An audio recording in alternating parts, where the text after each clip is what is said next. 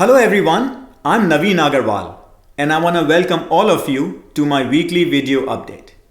Now for this week's video, I'm going to be doing a COVID-19 test right in front of you. The reason I want to do this is to learn how these tests actually work at home. Now we have heard a lot about at-home testing and many different tests have come out that have received FDA's emergency use authorization for at-home testing. And in fact, this was the very first at-home test that got authorized, and I talked about this in one of my previous videos. You can find that on my YouTube channel. So up until now, I have just looked at data and information and technical literature, and I have provided that information to you in these videos so you can understand them. But I really wanted to get my hands on one of these tests to actually do it and see how it feels like. Does it work? What are the problems? So I really want to do this.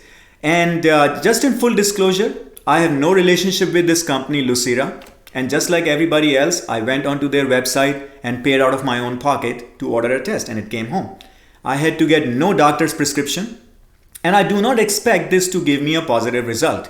Here's the reason why.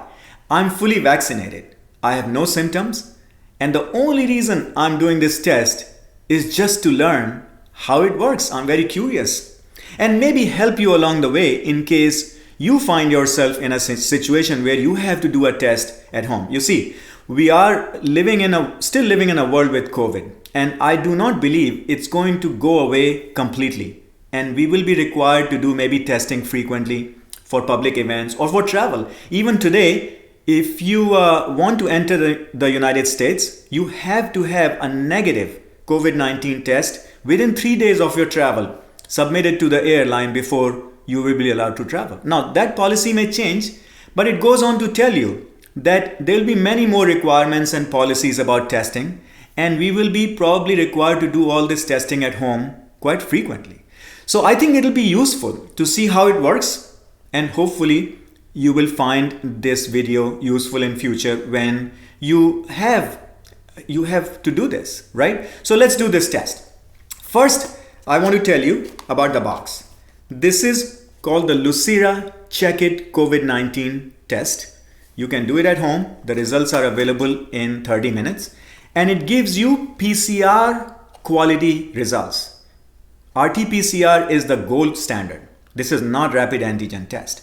This actually amplifies the RNA of the virus, the nucleic acid, the genetic material of the virus, and then detects whether you have the viral RNA or not. So this is not detecting an antigen. And rapid antigen tests, yes, many of them are out there, and I will be reviewing some more of them as they become available on the shelf. Rapid antigen tests are not as accurate as PCR type of test. Now this is not exactly a PCR test. This utilizes a different technology called Light-Mediated Amplification technology, isothermal.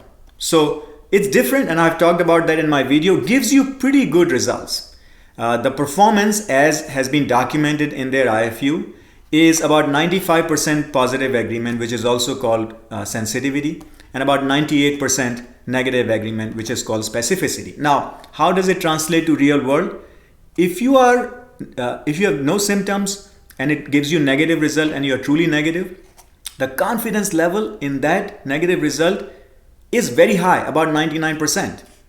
Now, if you are positive and it gives you a positive result, then it's not that high, but at least it gives you a fair amount of confidence in that positive result at about 70-80%, depending upon the disease prevalence in your area.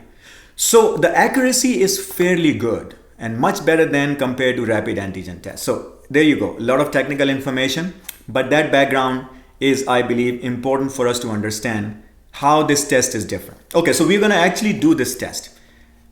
I have not opened the box. We will open it together, see what we have.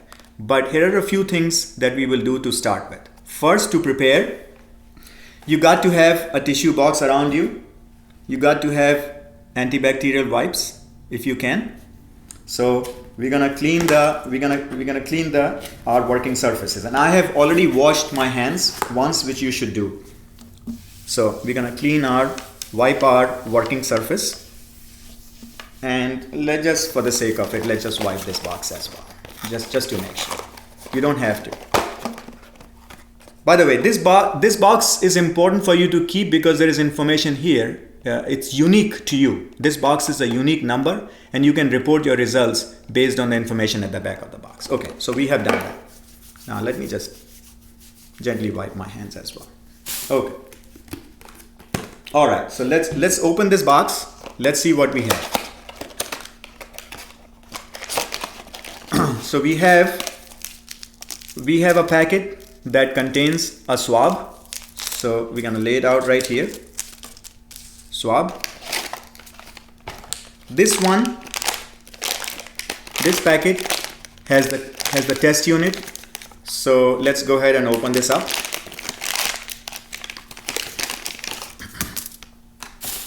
Now remember, this is a very special test unit. It is fully contained. It looks exactly like this. And in the packet, I noticed there was a packet of a desiccant. And that's important because some of the chemical reagents being used in this unit are moisture sensitive.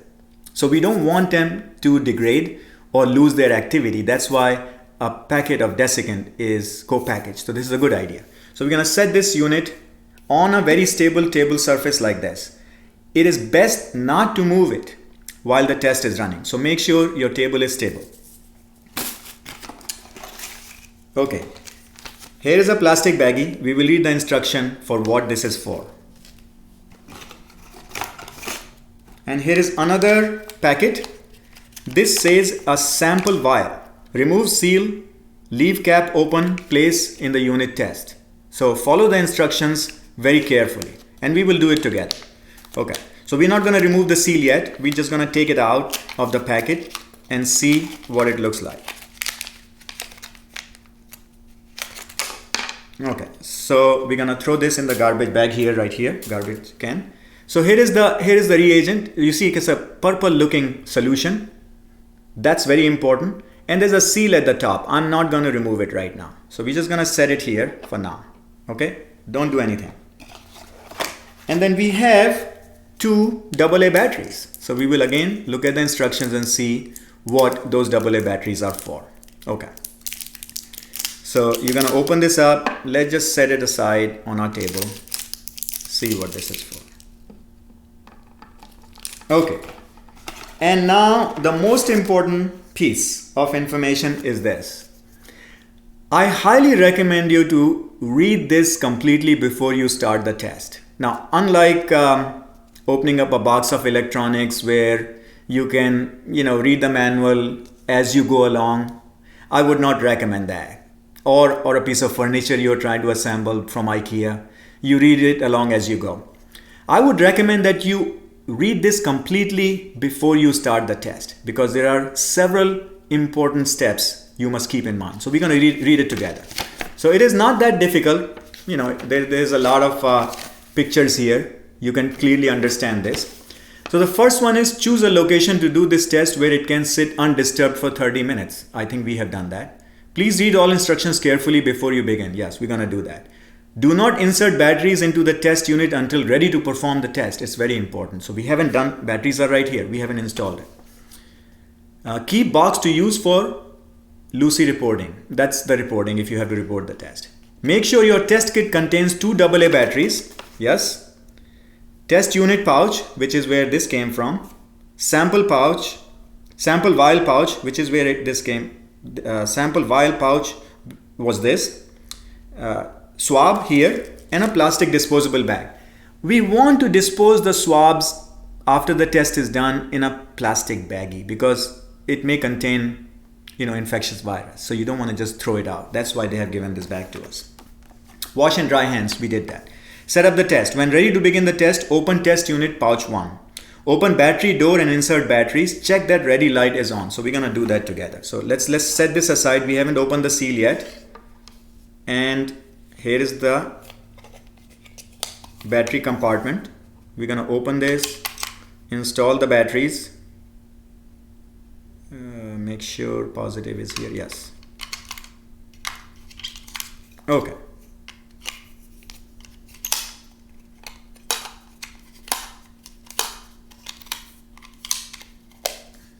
Okay, now, excellent. The ready light is on. So we did it right. Okay, perfect.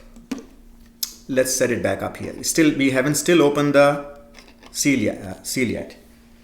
Okay. So next step is remove sample vial seal, then gently set in test unit, but do not push the vial down. And here is the reason why. When it goes down, that's when the reaction begins to take place. So we don't want to push it down. We just want to set it gently. And you notice that there are grooves in this opening, and there is a line here. There is a wedge here that basically will sit in one of these. So just make sure that you put it down in a stable place like this. So still we haven't started the test. Let's read it through completely. We are not pushing it down. For this test to work properly, it is important you swab both nostrils. Both nostrils will have to be swabbed. Remove swab and hold with handle end. This is where the swab will come from. We will do it in just a minute. Tilt head back gently and insert swab tip until it is fully inside your nostril. And how would you know that? You meet some resistance. So it should not be all the way out or it should not be all the way up. Just put it gently enough so that you begin to meet some resistance inside your nostril. Now this is important. Once swab tip is fully inside the nostril, roll the swab 5 times. Yeah, roughly 5-6 times around the inside walls of your nostril. Just roll it so you collect the sample. The swab should be touching the walls of the nostril as you rotate. Should touch the walls of your nostril. Repeat swab step in the other nostril. So take it out and put it on we'll do it together. So in the picture it is showing rotate swab 5 times. Now next step we are going to do, remember this is still not down. We're going to put the swab inside this cartridge, inside this vial until it touches the bottom, and then we're going to stir it. We're going to stir it about 15 times, and then we're going to discard the swab in this bag. Snap closed this lid, and push it down. And when you push it down, it'll click. You will hear a click. Ready light will start blinking when test is running. Remember we saw the ready light, it'll start blinking when the test is running. If ready light is not blinking within 5 seconds, use palm of your hand to push it down more firmly to start the test. So we will see what happens. Do not move test unit once the test has started. Wait 30 minutes. Now, in their IFU instruction for use, they have said 30 minutes. If you are positive, you can get a result in as little as 11 minutes. But even then, I would wait until the entire 30 minutes are over. And I will use my phone to set a timer on this phone. Okay, are we ready? I'm nervous. What happens if I get a positive result? I'm fully vaccinated. What's going to happen then? I hope not. So let's take a deep breath. We know what to do. Okay. So first thing we're going to do is we're going to remove, again, we are not going to push it down.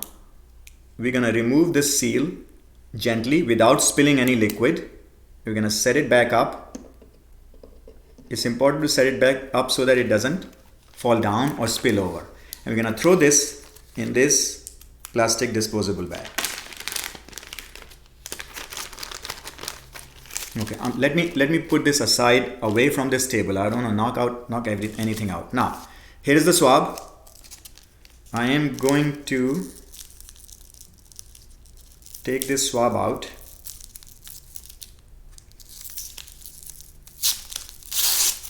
Okay.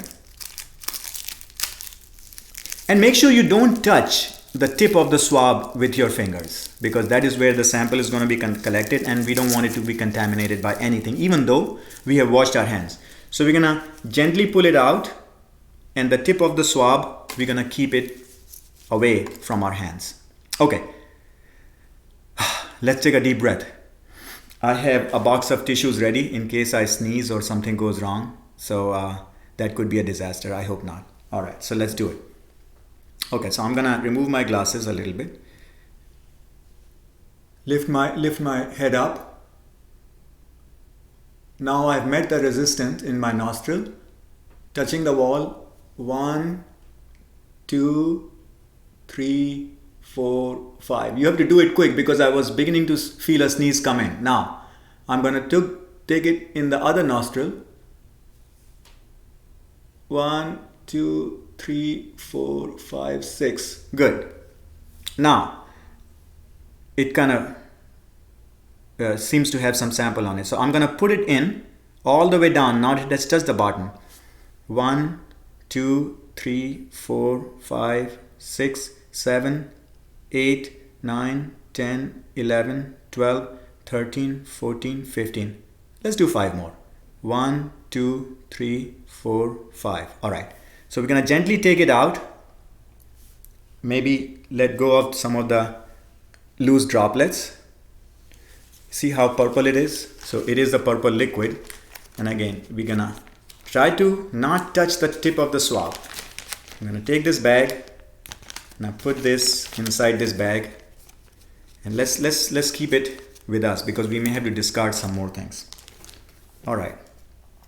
So now we are going to close the cap. Yep. Close the lid and I'm going to push it down, okay? And the light should start blinking.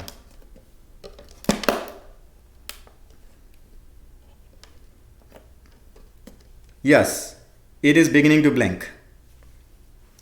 Good, so far so good. So here's my timer, a 30-second timer, and I'm gonna start this 30-minute timer, and it is gonna go for 30 minutes.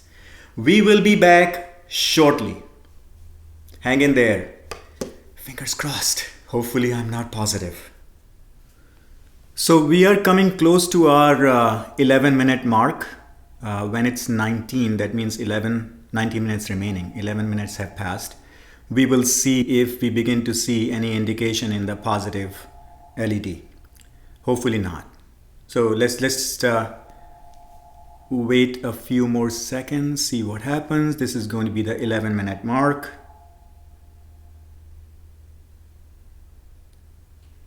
Yes, there is nothing so far. Nothing so far. Only the ready light is blinking, which is how it should. It should continue to blink for the remainder of this time up until 30 minutes when the test is done. And then the done LED will be on with the result indicated. So again, we will be keeping an eye on it and come back quickly. 20-minute mark. That means only 10 minutes are remaining. And yes, so far the light is just blinking. There is no other indication of positive or negative at all. And the test is also, the done light is not on. So that means the test is going on and still time remaining. So we will be back shortly. Okay, so now we have a little bit over 5 minutes remaining.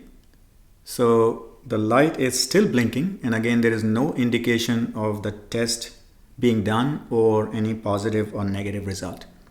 So we are at the 5-minute mark. And so far, everything seems to be running well. So we now have less than a minute remaining and the light is still blinking. There is no indication of positive or negative and the test is not done yet. So let's wait for it to finish. In the meantime, what I will say is that, if you have symptoms and if you are not feeling good, 30 minutes can feel a long time. Try not to think about it too much. Just stay with the process, follow it through completion. And if you are very close to the end of the run and the light has not come on yet, it's a good sign. In some ways, it's a good sign because the time is taken to amplify the signal, right? So if you have low amount of virus, it'll take a little bit longer to amplify. So the fact that it has not shown us a positive result, now it is done. So it is just about, timer is over, and it is actually showing us a negative result. And I am going to show you that in a video, which I will insert as part of this video. So let's take a picture of this. It is showing me that the test is done and the result is negative like we expected. And if you have come out as positive, you may need to report the results to your doctor or healthcare provider. And there is a procedure for that. That's a very important step. It is at the back of the box. So at the back of the box, there is a place here where they are asking you to gently put this unit in this space, and they are saying you need to take a photo. So we're going to take a photo of this test with the number shown on the box. So make sure you take the photo.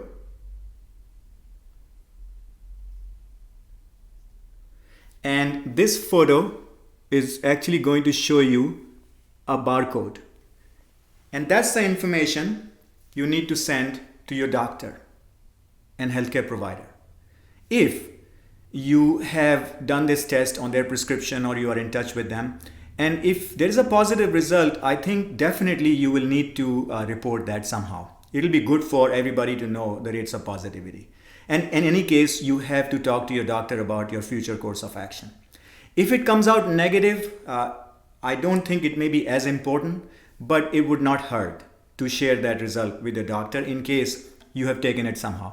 And let's say if it is required for travel, you may have to show a proof of negative result. In that case, you may still need it.